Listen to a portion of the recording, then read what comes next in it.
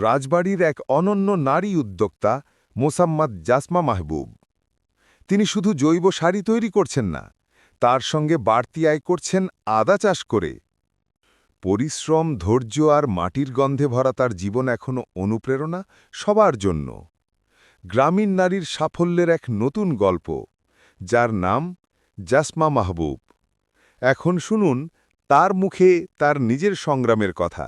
যে কি করব, পরে আমি ইউটিউবে দেখলাম যে আদা চাষ করে। তো আমি তখন দেখলাম আমার সার দিয়ে দেখি আমি চেষ্টা করে আদা চাষ করা যায় কিনা।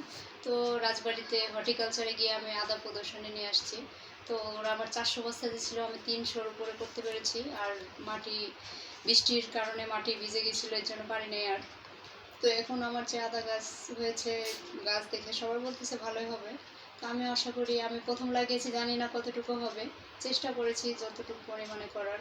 আদা গাছ দেখে মনে হচ্ছে ভালোই হবে ফসল। তো এটা যদি আমি সফল হই, তাহলে আমি সামনে আরও বাণিজ্যিকভাবে করতে চাই।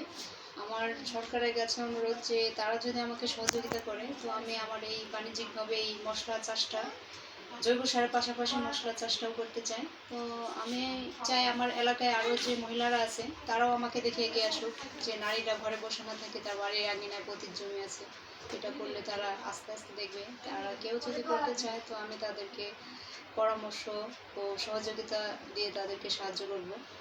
মানে প্রশিক্ষণের মাধ্যমেও তাদেরকে সাহায্য করবেন আপনি। সর্বশেষ আপডেট জানতে চোখ রাখুন বিডি আলিমরাজ অনলাইনে। ধন্যবাদ।